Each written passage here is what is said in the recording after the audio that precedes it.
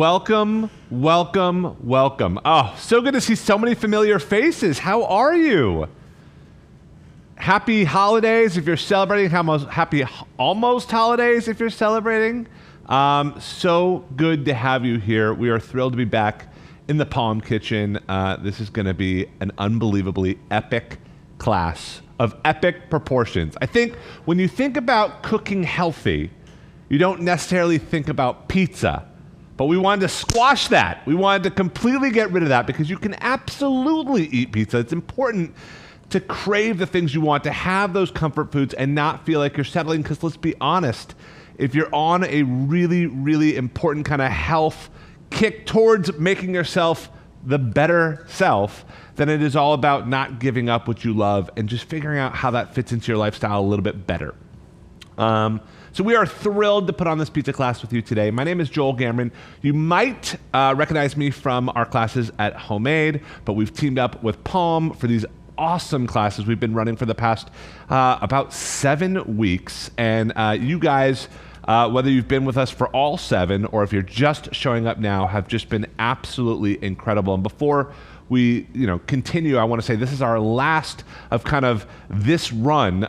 We've learned a lot. We've gotten so much from you guys. You guys hopefully have gotten a little bit from us. But more than anything, we just want to thank you. We're so grateful for those who have come on, who've given feedback, who's participated. It means a lot as we develop this program and look forward how this comes to life. And so, again, we're excited to kind of cap this off with the holidays. And so many of you guys have joined. I know we've, at this point, we've got hundreds of people who have circulated through the class. And we're just so really grateful. So excited to kind of cap this up on a really, really big positive note. But if we haven't met, I am Joel. I'm going to be your chef today.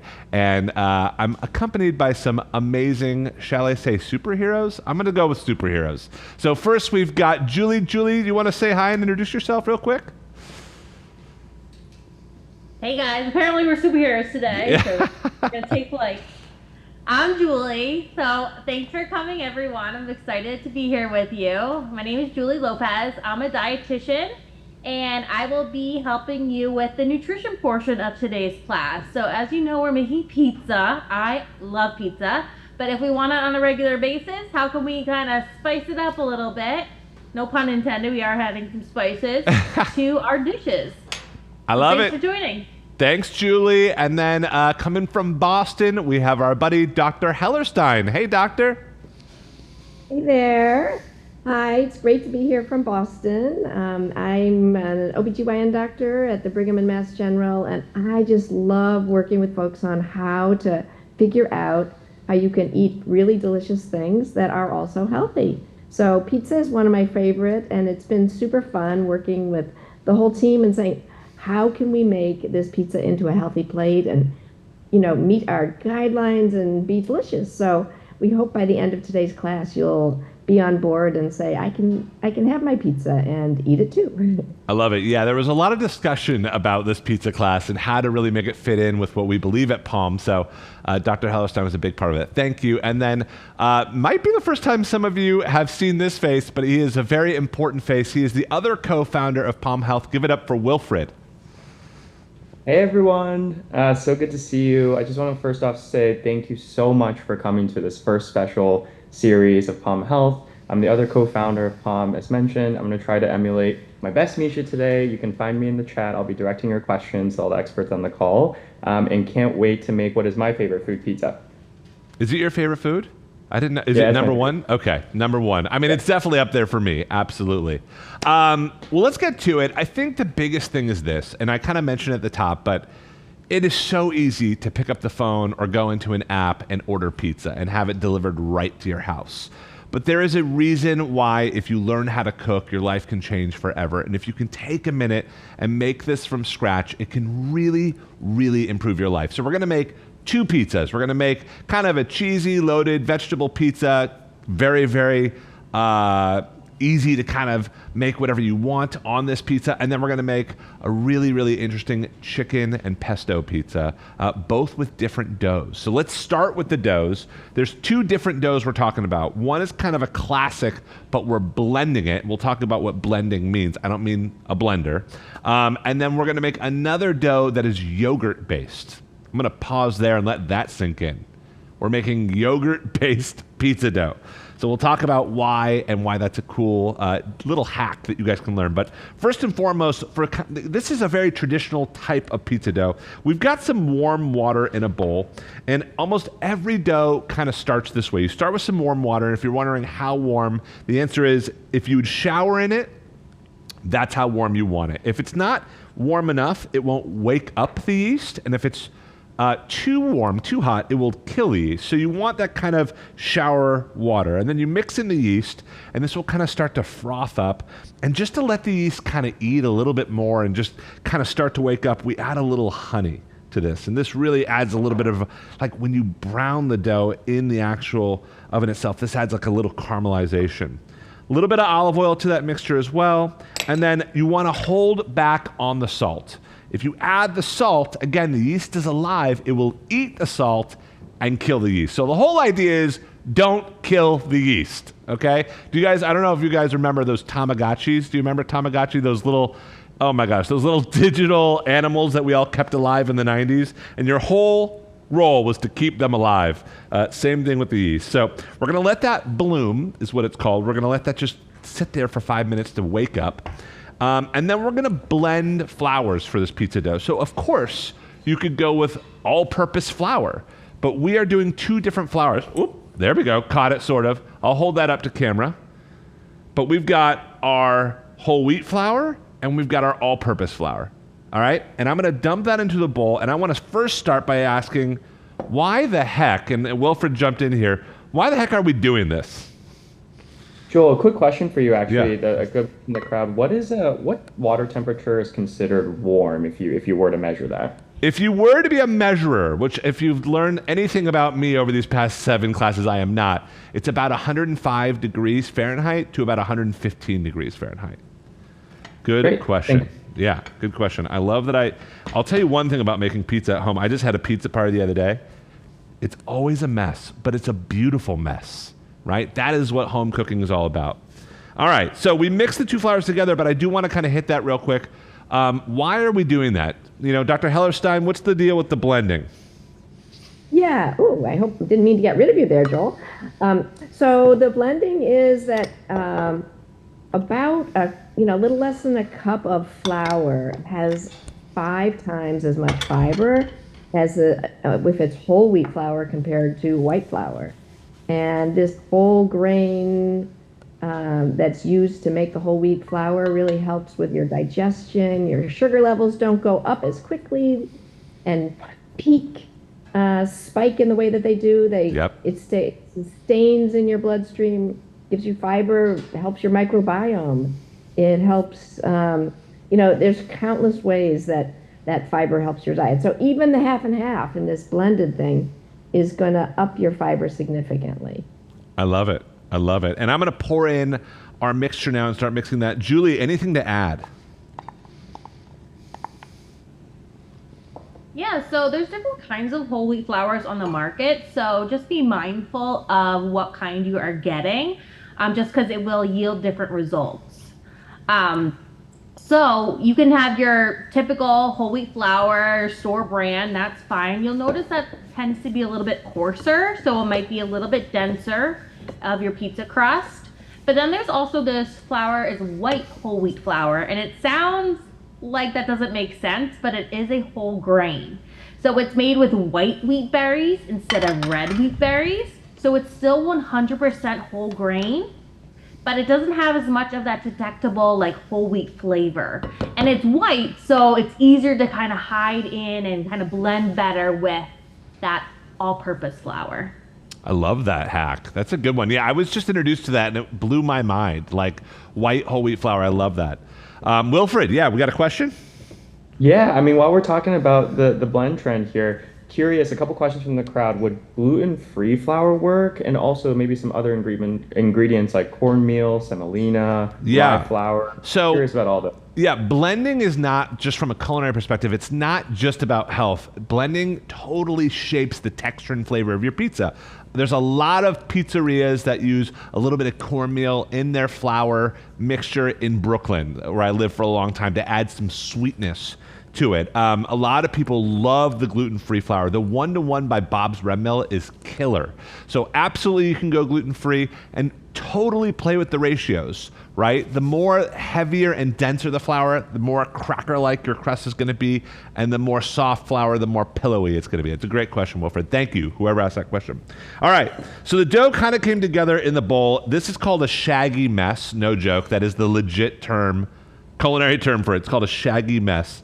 And once you're here, you want to start to kind of knead it. And the way you knead is you just take the palm of your hand and you just kind of press out, and then you fold over itself and press out again. And we always have a little extra flour we call bench flour, and that just allows it not to stick to the counter. So you knead this for about 5 minutes until it's really elastic. Now, I get this question asked a lot, and I think it's a silly question, which is, it's a great question, but it's the answer is silly. Can you over knead this? Like, could you sit here for an hour and do this? And just the answer is, you're gonna be so bored and over it after 5 minutes. So trust me, you're not gonna over knead it. And it would literally, you need to knead this for like 2 hours to break the gluten strand. So almost impossible to over knead your dough.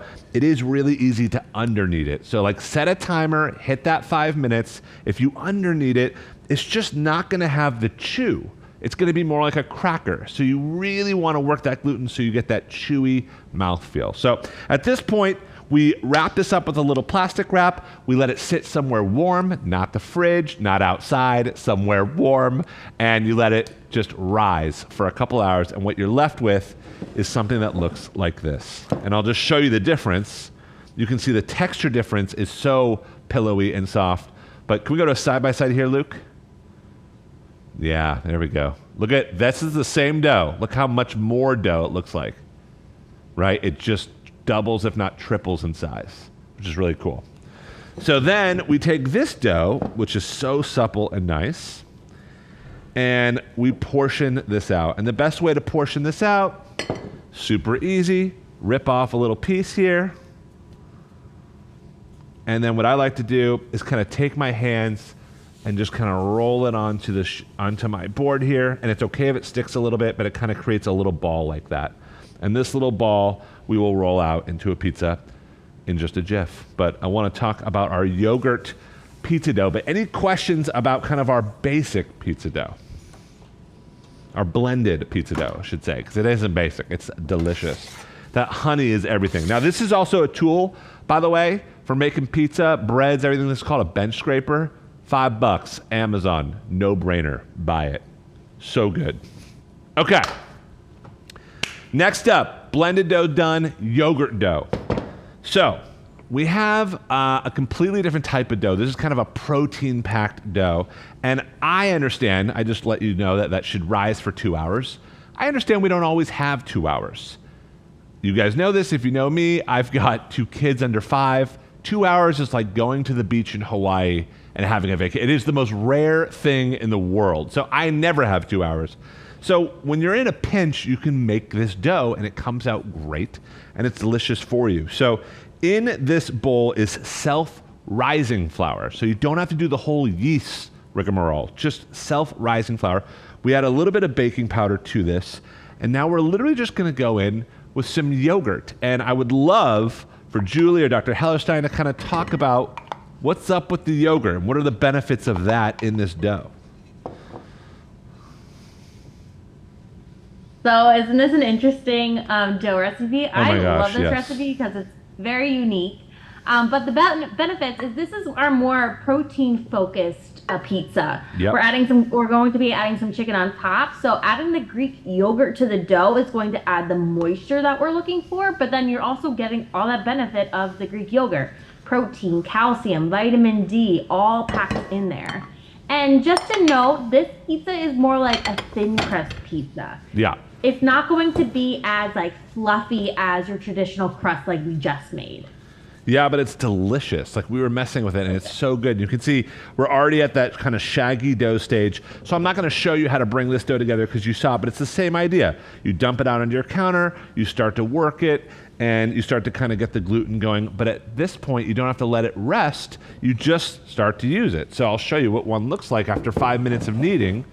But you can see it's a beautiful, gorgeous, kind of fluffy dough. Look at that. Can we get a nice, I'll go back down low here, Luke, so everyone can, yeah, look at that. I'd sleep on that as a pillow. That thing looks nice. It's beautiful. Okay, so I'm gonna portion out another one of these. Now, a good way just to portion when you're thinking about dough is just like use your hand and just think about, 4, and then you can kind of just rip it. I don't want, everyone thinks baking has to be so precise. It has to be absolutely scientific. It doesn't. It can be by feel, and you can really, really kind of just use your instincts. So we're gonna roll out both of these doughs. I'm gonna show you guys the best way to do that. The biggest problem when I see people make pizza at home is it just sticks everywhere. And it sticks on them, and it sticks to the pan, and it doesn't get into the oven, and everyone's wondering what happened and why was it such a big disaster. So here's what we wanna do. First thing, I'll start with the yogurt dough. We're gonna add enough flour to the bottom of our board here so it doesn't stick to the board. We then want to start with the shape that we're after. So let's just go with a little personal circle here. So I start to roll this out, and like Julie said, this is going to be kind of a thin crust pizza. So I'm going to just start rolling this out. Now when you roll, I think a lot of people think rolling is this. And rolling is actually in the middle and then out. In the middle and then out. And then switching it up. So in the middle and then out. In the middle and out. And that's how you have a really even circle and shape. And by the way, if it doesn't come out looking like an absolute perfect circle, good. That means that it's made by a human and not a machine. And that is what home cooking is all about. So celebrate the fact that your pizza looks like the continent of Africa. I'm into that. Like, I want to see some personality. Julie, bring it. I always like to say when it doesn't come out like looking picture perfect, it's rustic. It's rustic. That's what it's all about. Just own the rusticity. I love it. So there's our little personal pan. Now, here's a great tip. If you have some parchment paper, this is when I put that on the actual table. And when I have friends over and we have like a pizza party, I roll them out kind of to this stage, maybe a little bit bigger. And this way they'll slide no problem. You don't need to add extra flour, and you can literally, at this point, pick it up and just drag it onto a little baking tray, and it's ready to kind of build. So you can bake right on here, but it also slides all over the counter without making a huge mess. Cool? I'm gonna do that one more time with our blended dough. So let's take it again. Again, we're gonna take a little bit of flour on the counter, right? This one's a little stickier, I love it. All right, and then again, start with the shape you want. You want that circle. It's not about back and forth, it's about middle, out, middle, out.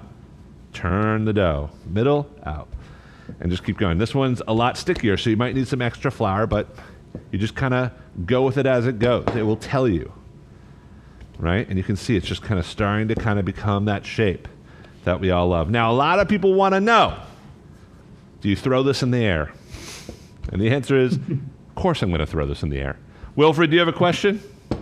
Yeah, Joel, another one from the crowd. People are really interested in kind of, the self-rising dough and other types of dough. So the question is, with self-rising flour, can that also hang out for a bit? Some of the benefits of like a yeasted pizza dough is that it can really hang out, in the fridge or for a couple of days. So curious about how long a self-rising flour dough lasts. Yeah, it will last for about 2 days, which is the same thing with a yeasted dough. So literally, it will last the same amount. You want it to be room temp, the same as the yeast. So you don't want to necessarily put it in a cold. Now you can. That's a whole different conversation about why you'd want to rise it in a cold environment. It will slowly rise, and that develops more flavor. But for this, I would just leave it out at room temp, and it will be good for a couple days. Gotcha. And what's your view on freezing? Is that freezing is awesome? Yeah, freezing is awesome. Okay, these will both freeze for up to 3 months. Okay. Good question. Awesome. Yeah. Thanks, Joel. All right. So we have to throw it. So the way you throw it and kind of stretch it is you take your hands almost like they're knuckles, like you're going to punch somebody. Not like you're going to punch anybody, but Just make a fist. And then you kind of hold them underneath, and then you kind of just throw it up in the air and catch them. And it takes a little bit of practice, but as you kind of twist the pizza, it will kind of stretch itself, and you have a really nice circle. Look at that circle. That's a nice circle. Again, don't go for perfect. I hate perfect. All right, so here's my other sheet tray.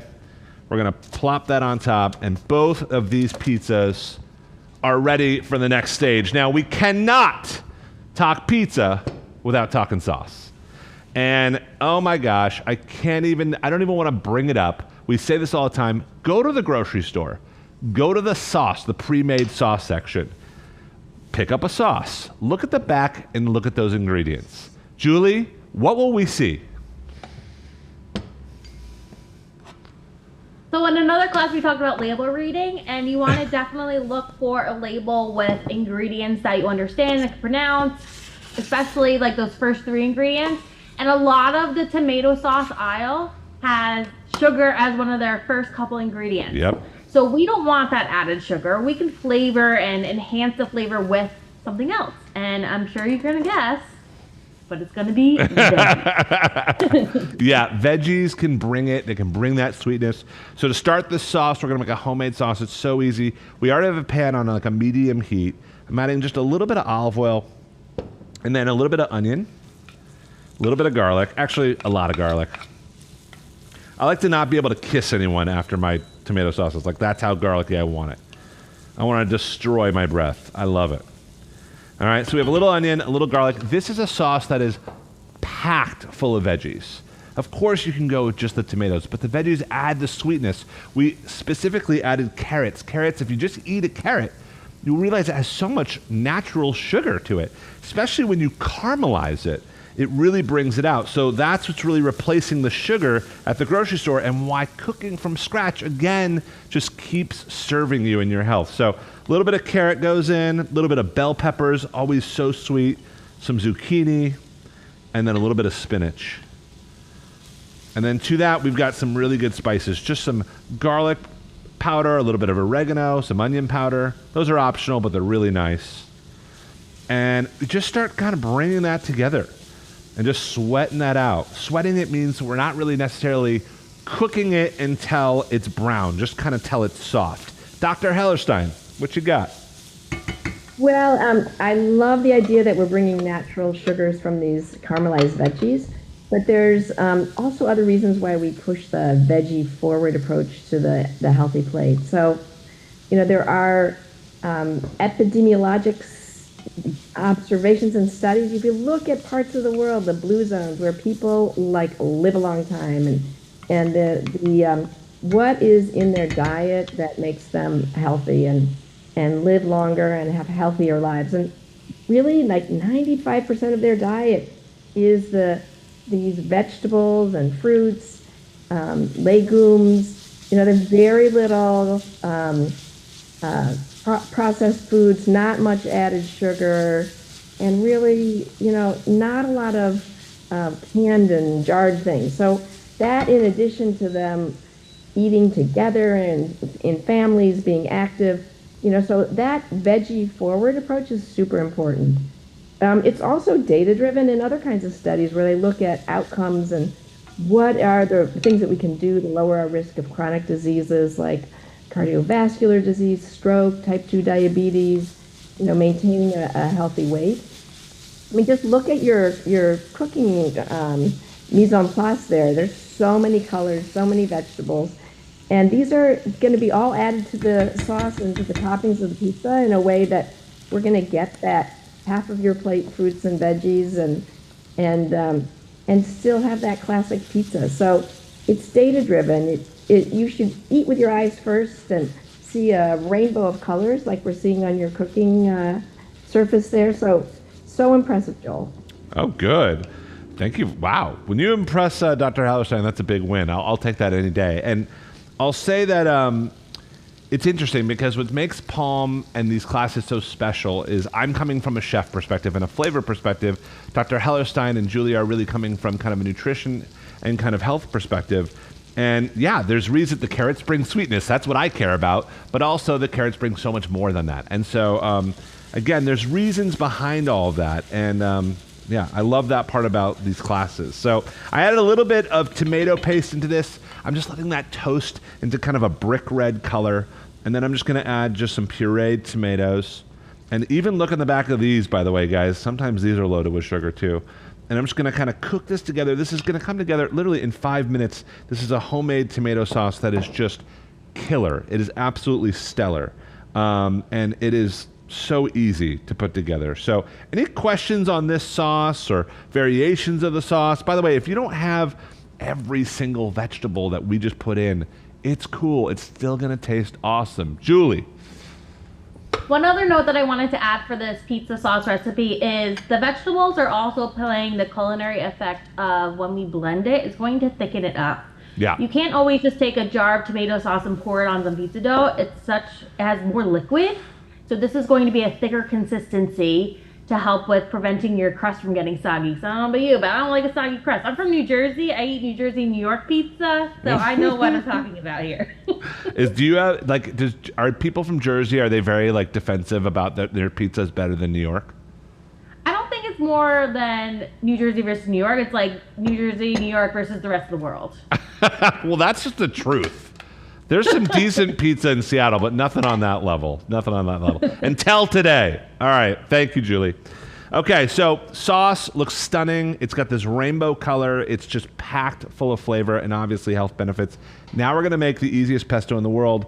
As you can see, I spilled flour over everything, but welcome to live TV, and that's what it's all about. So shake off the flour, if you can. And I'm going to start with a little bit of walnuts in a food processor. These are toasted walnuts, delicious.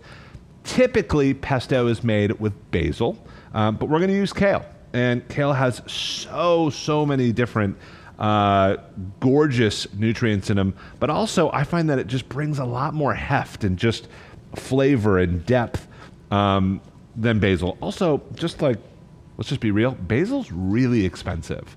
And so to get enough basil to make a good pesto is a lot. So to beef it out with something like kale or spinach makes a lot of sense. Got a couple cloves of garlic. And I have to say, my wife is Italian, and I learned in Italy. That's where I went to cooking school. So I was taught how to make pesto in Italy. I showed her how I made our pesto, and she's like, yeah, that's completely wrong. We've had more marital issues over pesto than I think anyone in this country. And so one of the big things is that she taught me is don't grind the cheese in with everything else. Add that at the end. Otherwise, the salt of the cheese can kind of break the sauce, which she's not wrong. So we have those ingredients in. I'm just going to whiz this up. I love it. And just smell that for a sec. Just garlic, walnuts, kale. I mean, all the good stuff. And now I'm going to go in with a ton of lemon juice, about half a lemon, which is just going to brighten it. Now the cheese. And I'm going to go in with some olive oil. And while I'm doing that, Julie, we're going to talk a little bit about fats, good fats. Yeah. So I also want to note that in this recipe, we're using walnuts instead of your typical like pine nuts. They tend to be more expensive, so this is a more affordable option. Plus, you're getting that same health benefit coming from those nuts. So the nuts, the olive oil, they have unsaturated heart-healthy fats. Now, Susan's going to talk a little bit about ratios of that, but we want to focus on those good fats, not just taking out all fats. We're reducing the amount of saturated fats in our diet by choosing these unsaturated fats. So a way to think about it is like for your oils and like versus butter, liquid at room temperature is considered an unsaturated fat. Solid at room temperature is considered a saturated fat, so like butter. We want to more go towards the liquid. I did not know. And then Susan, definitely add in about the different ratios for calories. Can I just say the liquid and solid thing I just learned? Am I the only one? Am I behind on this? I did not know that. That's crazy. Great tip. Dr. Hellerstein. Yeah, great. Yeah, so, I think when we think about fats, fats don't make you fat. I mean, I think that was like that was a trend in the 90s. We got to cut all the fats out of our diet. and go for the low-fat diet. The problem with as a population, what we did is we put a lot more refined carbs and sugars in our diet. So we want to have those fats. We need fats to absorb our vitamins when we eat. We need fats to stay healthy, but we do have to watch the portion control, because if you take one portion, 100 grams of a fat versus a carb or a protein, it's got 9 calories per portion compared to like 4 calories per portion. So you gotta just watch the portion. Portion control is a good part of it, but keep it part of your diet. You also, when you eat things, there's a synergistic effect. You eat your carbs with some fats, you're going to absorb it differently. You're going to feel hungry at a later time instead of that quick digestion when you eat those simple carbs. So, yeah, all about the complexity of your carbs, the portion of your fats, and how you eat things synergistically. Yeah, the slowing of the metabolism has been an unlock for me after these classes, and just this idea that there's a way to eat something so smart to the point where it makes you feel more satiated and full longer. Because I'm a snacker. I'm a total snacker. And if I can eat something in the morning that makes me feel really good till noon, or till 11 at least, that really helps. So to mix those fats with those carbohydrates to slow it down makes so much sense. Love it. Thank you, Dr. Hellestein.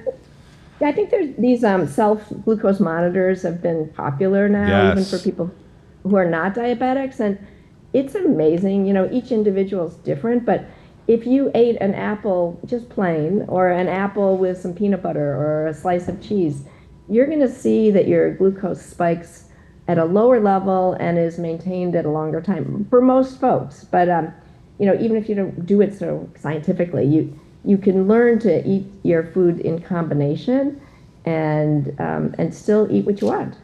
Yeah, you do not have to twist my arm to smear peanut butter or cheese on an apple. That's going to happen. I love it. Thank you. All right. Just to recap, we made 2 doughs. They're both rolled out right here. We've got a yogurt-based dough, a little thinner, a little smaller. We've got a blended dough, whole wheat, all-purpose. Those are hanging out. We made 2 sauces. One packed full of veggies, that classic marinara. Again, the sugar, the sweetness is all coming from a natural place. The vegetables, and then we've got this gorgeous bright green homemade pesto, which took me about 1 second to whip up. You learn that I have marital problems because of it, but it's delicious and worth it. So 2 different sauces. I just want to make sure we're all tracking and together. There's a lot here because it's pizza and we wanted to pack it in. How we doing, Wilfred? Anything in the chat we should be addressing? I think we're all good on the chat right now, but Good. would love if anyone has, want to share their favorite pizza toppings while we're getting ready to think about toppings, drop them in the chat. We'd love to hear your favorite toppings. Absolutely. Absolutely. So let's talk about toppings. Let's build these puppies. So first and foremost, I've got the oven at about 450 degrees. The recipe says 375. I've always thought with pizza, crank up the heat, get it really hot. You walk into a pizzeria and they have one oven and you're like, there's 80 seats here. How is one oven going to make enough pizza? Well, those pizzerias, their ovens get to 900 degrees. And by government law, our ovens at home can't get past the 500 degrees that they legally have to stay at. So that is why it's so crispy and so quick at these pizzerias. It takes about 2 minutes to cook a pizza at a pizzeria. At home, it takes more like 4, maybe 6 minutes. And so that's kind of a deal. So preheat it, get it really going, and let's start building these. So first and foremost, I think we'll do this pesto one, this pesto chicken one. Actually, you know what? We'll do the cheese one first. So cheese one we're going to do on our blended dough. I'm going to take a little bit of the sauce. Again, I believe it or not, we have a lot of pizza parties, okay? I'm not even kidding. With kids, it's just a fun thing to do with other kids come over. And so one of the things I notice when people make pizza or when I teach pizza is they overdo it with the sauce. They way overdo it with the sauce. The sauce is like a condiment, right? It's like something that brings out everything. So add enough sauce and you just kind of like light coating. And again, leave a little bit of room for crust. We all got to have that icon of crust, but it doesn't have to be globbed on full of sauce. Remember, the sauce is there. If you want to dip back into the sauce, dip back in once it's there, but you can never take away, you can always add. So a little bit of sauce, left some space on the sides there. And now you could totally go classic cheese. Like this could be your moment. We're using shredded mozzarella because of that pull that we all love. You got to have the cheese pull. But at this point, load it up with cheese. Just be thoughtful. Like you can have cheese pizza. Just be thoughtful about portion, about what you're pairing it up with. Kind of what Dr. Hellerstein talked about. If you're going to have just cheese pizza, what are you having to kind of complement that? So we'll talk about plating in a bit. But we actually saw this was a really cool opportunity to add even more vegetables. So I've got some red onions here. Again, I'm not overdoing it, just kind of breaking them up. I've got some gorgeous green peppers. My dad is a huge veggie pizza guy.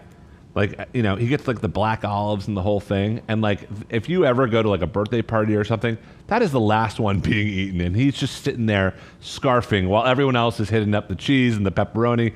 But if you don't, you know, if it's not all about the vegetables and it's a good balance, I find that it actually makes the pizza way more exciting. I got some mushrooms. Again, I'm not overdoing it, just a little bit kind of for each bite. And I've got some gorgeous just spinach right over the top. And now we've got our mozzarella. And this is kind of an important part, and I would love to kind of tap Julie for this. Like, I want to just go in there, bear claw, and just drop the most amount of cheese possible on top of this pizza. But this is a moment to kind of pause. You can eat cheese, but how should we be thinking about cheese? Definitely needs to be paired with some other foods, and we have a really great balance on our plate. And especially for a recipe like this, it's so easy to just take 2 giant handfuls and just sprinkle it on. Mm-hmm. It also depends on the size of your hands, Yes. about how much is going to be on there. So we do have a measurement, and you'll be surprised. We use 2 cups of cheese. We use a lot of cheese. We're going heavy on the cheese, but we're also loading up on veggies. We have that veggie pack sauce. We got the blended crust. So you could stop just at the cheese. You can add a ton of veggies on there. And with this recipe, I like to call it create your own adventure, because you could use a pre-made crust. You could use a pre-made sauce if you want to. Yeah. And maybe just loading on the veggies is your first step. I love Maybe that. the next step would be switching it up and start creating the sauce recipe or the dough recipe, whatever you want. So it's the create your own adventure kind of vibe we're going for. If you know me, I'm all about the scraps and not letting things go to waste. And pizza is a catch-all. It just is a blank slate. You would be shocked. I've made pizza out of leftover tuna. I've made pizza over sweet corn we had 3 days prior. I mean, come on. Pizza is a blank slate. Let's go. Wilfred. Pizza is artistry, as we say. Julie, actually, a quick question for you and Joel together. Bev had an awesome question about should we be using full-fat mozzarella or is reduced-fat cheeses preferable? I think would love for you guys to kind of discuss what are the health benefits of thinking about those different options, as well as like how does it actually impact the taste profile and kind of the amazing, you know, cheesiness benefits or qualities of cheese. Kick it I off, actually Julie. lean more towards the part skim versus fat-free. Fat-free cheese, it doesn't have the same melting ability, and also the texture's off. But plus, especially if you're getting the pre-shredded, oftentimes they're adding different emulsifiers and sometimes even added sugar into the fat-free to try to mimic it. Yeah. So just simply reduce the amount. So a part skim works really well. And you also have to think big picture. What are your health goals? Is it needing to reduce saturated fat into your everyday life? Or can you add the full fat cheese there for just a little sprinkle? Or go half and half. Go the blend trend. That's what we're talking about here. It's all about the blend. It all comes back to the blend trend. Yes. I'm going to start building this pizza while I'm talking about it because I want to get these puppies in. But the reality is that every single time you go down the dairy kind of from whole to 1%, 2% to non-fat, it starts to act different. Like you can't make cheese with non-fat milk, but you can make cheese with whole fat milk. So there's different properties there. Personally, when it comes to like coconut milk, I can't do the light coconut milk. So from a culinary perspective, I like the middle ground that Julie talked about. I think that's the right call of kind of the part skim. That's the win because it still performs, it tastes great, but you're saving where you need to save. Guys, with the pesto, I'm doing the exact same thing, not overdoing it. Nice little base of pesto there. And then I've got some leftover just rotisserie chicken, shredded chicken. This could be from the night before, whatever it is. I celebrate Hanukkah. We have more brisket at my house right now than we know what to do with. So a brisket pizza would be off the chain. But a little bit of that, and then some tomatoes dotted around. And while I pop this in the oven, which these will take a couple of minutes, I would love to kind of talk about chicken in general. I mean, chicken as a leftover, leftovers. Dr. Hellerstein, you or Julie, any thoughts on that? Well, I think chicken, you know, we can see the chicken you put on here, it's skinless. So, you know, chicken is a lean protein, and especially most of the fat that's in the chicken is in the skin. So when you're taking off the fat and putting it on your pizza like that, you're adding a really power-packed lean protein to your pizza. So, Yeah. Julie, what do you want? Yeah, I love that, using leftovers, and I think you could even just bake a couple chicken breasts for the week and then figure out what you want to do with it. One could be made with like chicken salad, it could be added onto a salad, it could be added for the pizza, it could be added to a soup. So many different options, even if you just bake a plain piece of chicken breast. I know people think that's boring and plain, sure, but you're gonna add it to other things that have a ton of flavor. So, Joel, I don't know if I missed it because I was typing in the chat, but also that pesto pizza can get some cheese on top of that too. Oh, I did. I hit it at the last end. Okay, Yes. I didn't know if I missed it or No, not. no, no. was I did it at the typing. end, and that's totally my bad. But the reality is this, guys. I've actually had tons of pizza, and there's a classic pizza where there's no cheese.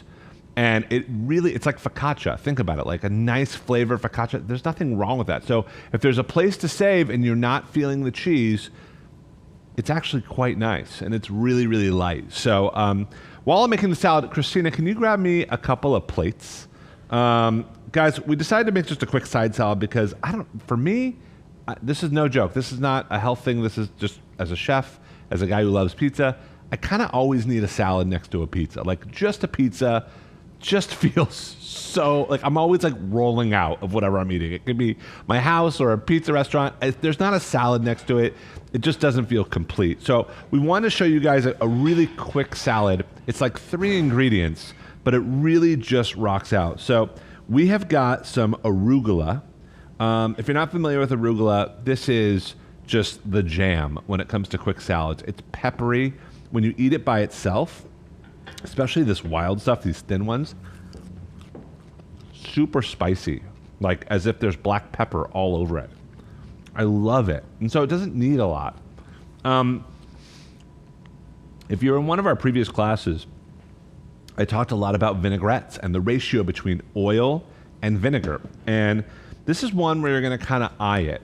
The ratio is 3-to-1 when you're dressing something like a salad green, but it also depends on how bright you want it. And if you think about it, we're having these amazing pizzas that are heavy, that are rich. So to have something really pop and acidic, that's really, really nice. So I'm going to go ahead and take my lemon, and I'm going to give it a good squeeze over these guys. Then just like a teaspoon or so of olive oil. Doesn't need doesn't need to overdo it. It's just enough to kind of just wrap itself around. And then I take a little bit of salt and I mix these things together. Beautiful. And I use my hands, guys, because I don't want to crush the greens. I kind of want to use them to kind of delicately let them kind of fall between my fingertips and just make this super simple dressed salad. You don't need any cracked pepper, nothing, because the arugula brings it. And then you try that. It's bright, it's peppery, it's perfect, it's balanced. I love it. And then it's up to you. Grab a little Parmesan. Now, a great trick with cheese, and we've talked about Parmesan a lot. Personally, I have IBD, and so cheese is hard for me. Like mozzarella, those things kind of hurt my stomach. Parmesan is actually really nice on my stomach. And this tool right here, whoops, need a little water. Hold on, Dr. Hellstein, take it away. Yeah, well, okay. Oh. Arugula Well, went down that the wrong might- pipe. There we go. Go for it, Yeah, Dr. Hellstein. We can't, it's hard to do a Heimlich over the, All right. Oh, I was Yeah. gonna say those microplanes are game changers. Oh, the they're best. awesome. Yeah, they're absolutely awesome. Yeah, keep going with you. Now that you can talk, I'll let you Okay, finish that. okay, And no problem. Yeah. So all I was saying with the microplane is it saves you a lot of cheese. It saves you a lot of the things you're going to add to your ingredients because it's finely chopping it, right? It's finely grating it. So if we get into it close here, Luke, I don't know if we have the close shot. Do you want me to move over here? Let's see. Let's make sure we can get a close up. There we go. But you can see it's like snow on this microplane versus big chunks of Parmesan. So you can use less of it, but it feels like there's more of it. I'll just kind of tip that for you guys. I like grating nuts, like hazelnuts and walnuts, and I like grating chocolate. So again, I'm not overdoing it with the chocolate, but just getting that nice dusting of chocolate. Okay, Dr. Hellerstein, what were you going to say? Okay, hold on. Well, I was just gonna, say we're trying to figure out how to get the balanced plate in this pizza meal that we're Yes. doing. So one thing we've done is we've added vegetables to the sauce, Yep. and we've made our sauce, all those colorful vegetables that we put on top, and we got the cheese, we've got the whole grain.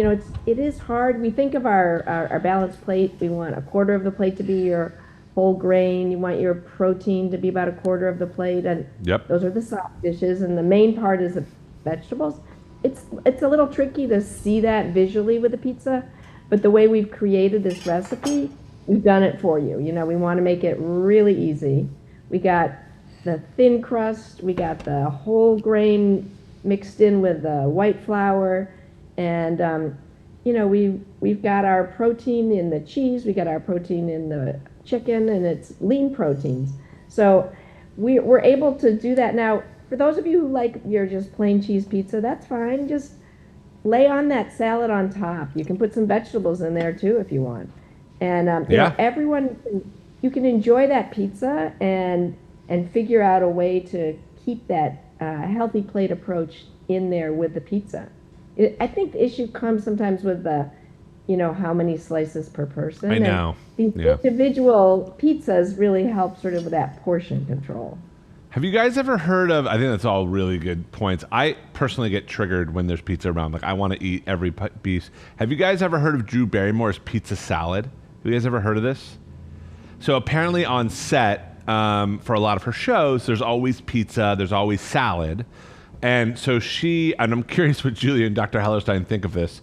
She picks up the pizza, scrapes the cheese and the sauce off the crust, like crust goes away, and she mixes the cheese and the sauce into the salad, and so she kind of gets this pizza flavor. She's eating the pepperoni, the vegetables, whatever. I'm curious your guys' thoughts on that.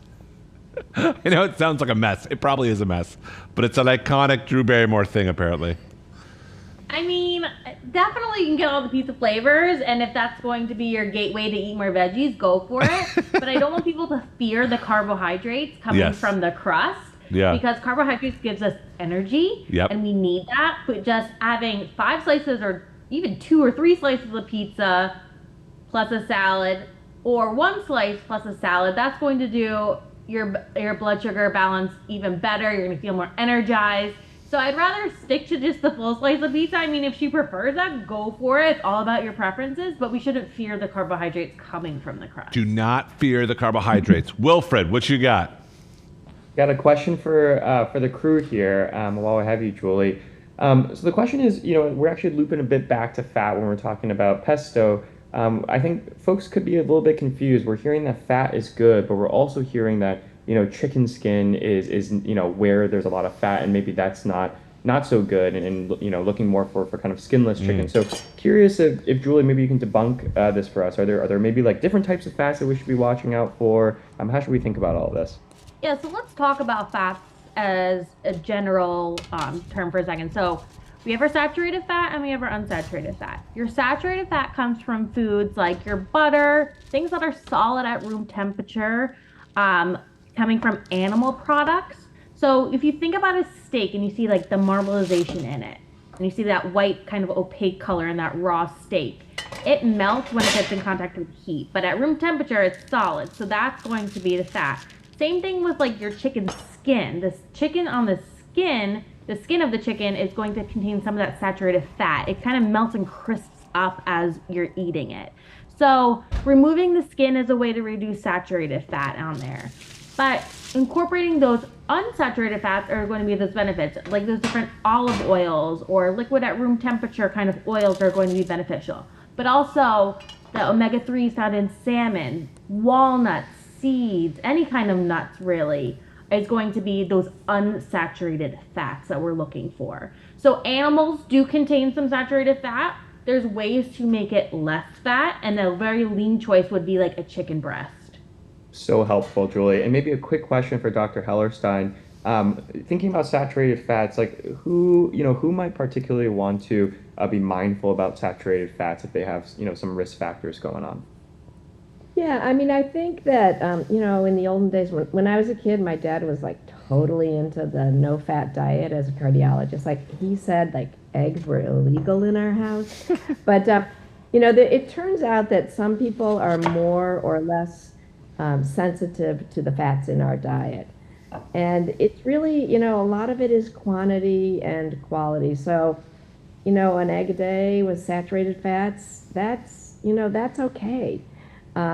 If you have severe cardiac disease and atherosclerosis and you're not really controlling it with your meds, your doctor might say something differently, but there's many of us who really, you can have a certain amount of saturated fats.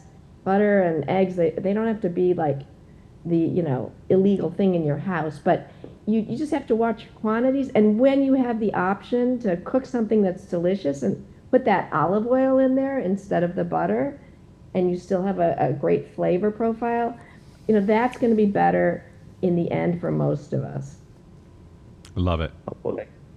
Thank you so much, you guys. Well, let's get up to the plating. This is a part at Palm Health. For those of you who've been with us for all 7 sessions, or if this is your first time, this is, especially for me, this is a moment where we got to learn when you're going to put food on a plate to kind of step back for a second, take a break, grab a glass of water, just take a moment and think about it. We call it the palm plate and kind of how we approach it. So I'm going to plate both of these. They're a little bit different. So first I've got this, and I just want you guys to see how stunning this came out. Gorgeous. I'll put it right here so you guys can see. Beautiful.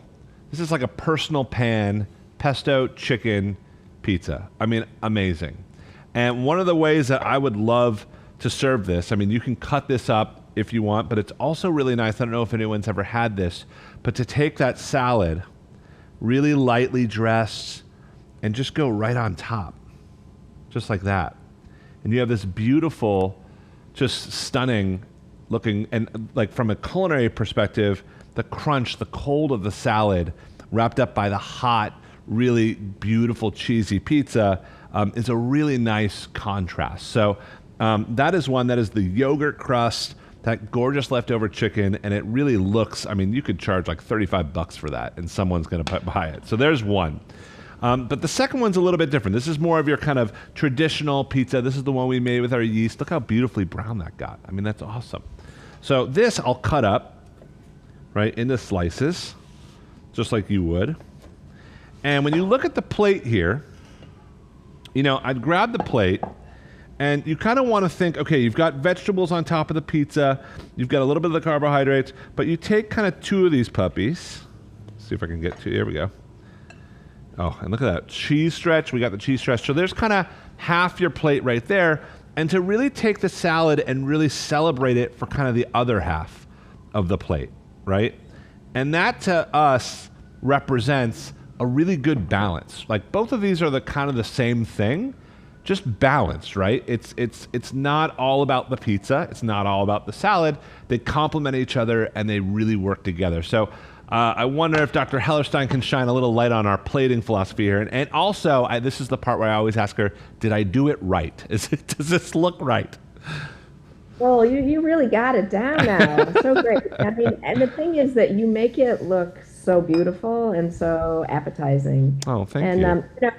When you have this half your plate vegetables and or fruit, and these vegetables are really they're not calorie dense, but they're nutrient dense. You've got your fiber, you've got your minerals, you've got your vitamins, and you can eat a lot of those vegetables. It's a little hard to eat too much. I guess some people could. You know, we want like five portions a day. And these greens, one portion is, you know, like 2 cups actually. Totally. Whereas that's not hard to do when it's a light salad like that. And then Absolutely. your pizza is a little bit more calorie dense, but we've added whole grains to the pizza dough. We've added healthy proteins. We've added, actually, you got more than half your plate veggies there, Joel, because you got a lot of veggies in your pizza itself. So, yeah, I think you've got it. You've Packed it in. We don't have to avoid the foods we love. We just have to think of ways to really make them more healthy while keeping that flavor profile just amazing. Yep. And I'm just going to real quick, I want to get a tight shot of this, Luke, of just the pizza not folding over itself, holding straight up, fluff cooked all the way through. This is a beautiful pizza. I'm going to try it, but Julie, please chime in here.